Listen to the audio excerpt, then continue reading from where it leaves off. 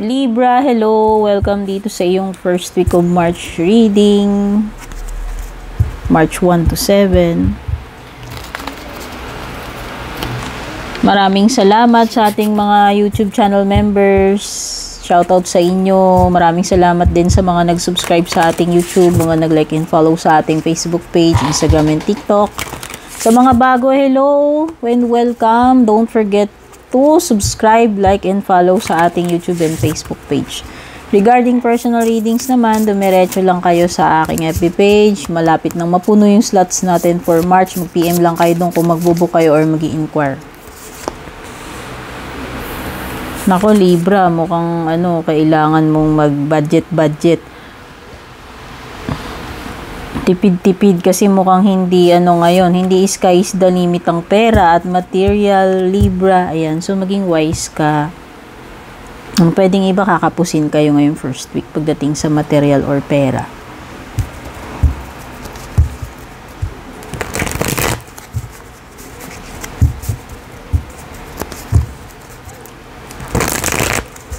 Meron ka ditong something about talent na hindi mo napapakinabangan, Libra. Ayan, no. Meron ka mga natutulog na talento na hindi mo, instead na pakinabangan mo, nakatago sa baul. Ayan. So, ilabas mo itong mga God-given gifts, talents mo, Libra. Gamitin mo ito sa mabuting paraan. Para sa iyong development, growth, at para rin sa kabutihan ng iba. And at the same time, pwede mo rin naman mapakinabangan itong talents na ito para mag-improve yung kabuhayan mo. No? Malay mo, basta mabubuting gawain, ha? Huwag yung mga illegal yung masasama. Basta kung ano man yung talent mo na yung Libra. Malay mo, bukod sa naibabahagi mo ng talento mo, nai-inspire mo yung iba, natuturuan mo yung iba, and at the same time, nag-e-enjoy ka na rin. Malay mo, at the same time, kumikita ka rin. In a malinis na way, no? Ayan. So, wag mong hayaang maput to waste itong mga talent mo, Libra, na tutulog. Gamitin mo yan. Kaya may reason bakit pinadala sa'yo yung mga talents na yan. Kasi, para i-share mo. Ma-enrich mo yung ibang tao. At ma-enrich mo rin yung buhay mo. The healing card. Heart pala. Kaya lang baliktad.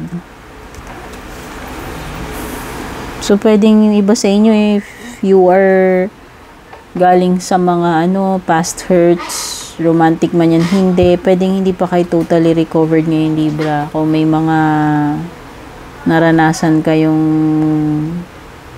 hindi magagandang experiences or sad experiences recently. Pwedeng iba kung may health pwedeng health problem, hindi pa rin kayo totally gumagaling, no? Hindi pa rin ganun ka-okay, sabihin na natin. Pwedeng iba 75% pa lang, 25%, 50%, no? So, take time to heal, Libra. Hindi mo naman kailangan para sa inyo sarili mo kung talagang hindi ka pa okay or hindi ka pa magaling, no? Wow, Libra. Kahit magkakaroon ka naman ng opportunity dito with the Page of Pentacles na kumita. 'Di ba? Sabi ko nga gamitin mo 'tong mga talent mo eh. Kung kinakapos ka man dito sa material, sa pera, malay mo naman kapag nilabas mo yung mga talent mo, mapakinabangan mo yan sa malinis at mabuting paraan na ikaw ay bukod sa yun na nga, yung mga binanggit ko kanina, baka nga maging mo pa yan yung maging stepping stone mo para maging successful ka or magkaroon ka ng another source ng income. Yan. Okay, yun yung nakikita ko dyan. Pwedeng iba sa inyo dito, naiinip na kayo dun sa ininvest ninyo. Effort man yan o pera, kung ano man yung ininvest nyo dito, parang feeling ninyo, hindi, is the juice worth the squeeze? Laging sinasabi nung idol ko na tarot reader. Si Mino Pond, no? Ito bang mga sacrifice na ginagawa mo, Libra, pagpapagod mo? Sa tingin mo ba worth it ba yan? O, yun eh. Pwedeng natatanong mo na nga sa sarili mo yan eh. O, kasi parang kulang pa rin eh. Despite the efforts, parang hindi pa rin sumasapat sa, sa financial, sa material. Kaya baka kailangan mo maghanap ng ibang way or ibang source ng income. Baka may iba ka pang talents, Libra. Bukod dito sa current na ginagawa mo, yun yung nakikita ko.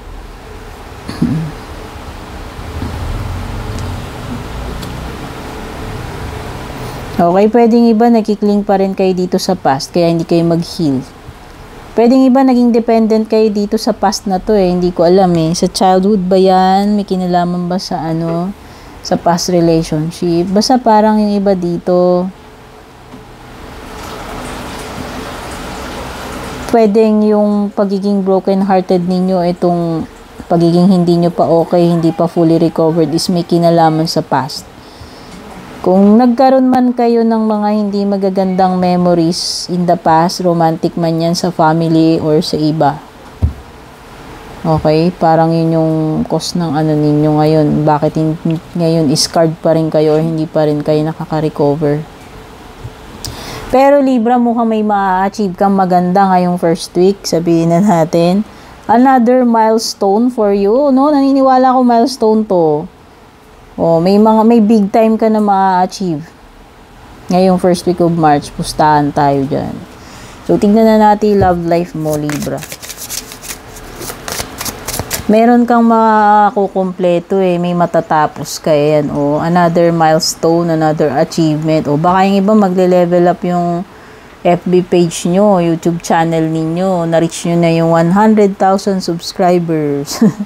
Diba? Pwedeng yung iba, nakompleto mo na yung hulog ng sasakyan na niloan mo or yung kinuha mong bahay. Finally, nakompleto mo na yung hulog or yung iPhone na binili. Hindi ko alam eh kung ano man itong mga bagay na to, pero meron kang ma-accomplish, makukumpleto, Libra, ngayong first week of March. Love life mo,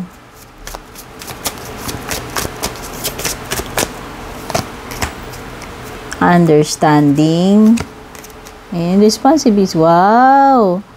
Ang ganda din ng energy ng love life mo, Libra. So, yan, pwede ba sa inyo dito, pamilyado na asawa mo tong kadil mo at may anak pa kayo, napaka pwedeng iba sa inyo, pwedeng vice versa to, Libra. Energy mo or energy ni person. Tinatry nyo kasing unawain yung isa't isa. Kaya kahit kapos kayo sa financial, sa material, alam mo yon, hindi nawiwindang yung samahan ninyo. Through thick and thin. Nagbibigayan kayo nitong partner mo, jowa mo man yan, asawa mo, kalibin, etc., etc., kakonect. Ano man ang gender, no? Itong channel natin, just to be clear, welcome lahat ng gender dito. So, yun na nga. No, sa mga time na kailangan mo unawain yung asawa mo, inuunawa mo siya. And vice versa, pwedeng siya ganun din. So, yan, pwedeng ngayong March, may mga situations na ganyan, pero kayong dalawa ay supportive sa isa't isa na kung sino man yung kailangan unawain, inuunawa. At yung isa naman ay nagpapaka-humble na unawain, no? Understanding, compassionate, no? So, may mga responsibilities dito. Kahit na na-overwhelm kayo ng minsan ng mga responsibilities ninyo, hindi nyo hinahayaan na masira yung magandang samahan ninyo mag-asawa or magjowa dahil lang sa pera or sa ibang bagay, no? Tinatry ninyo talagang mag-teamwork, i-work out, and unawain yung isa't isa. Ang ganda, Libra. So, bigayan lang. Yun naman ang susi sa relationship. Hindi ako naniniwala may perfect na marriage, relationship. Kasi ang dun is, kung paano ninyo kayo magbigayan sa isa't isa. Hindi kung paano ka i-baby ng person. Hindi ganun eh. So, ako ganun ang paniniwala ko. Tingnan na natin, closing message mo, Libra. Bring love into the situation. Ayan na nga, love na love.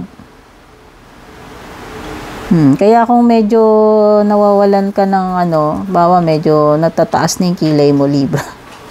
Pairalin daw ngayon. Basta, itong first week, importante, instead of anything na papairalin mo, pinakamaganda is love. Yun yung ina-advise sa'yo. So, instead na mairita ka, i-prove mo yung tama ka, mas importante na pairalin mo na lang yung love sa situation na yan. Okay? Libra, sana nagustuhan mo. Don't forget to like and share. Take care. God bless.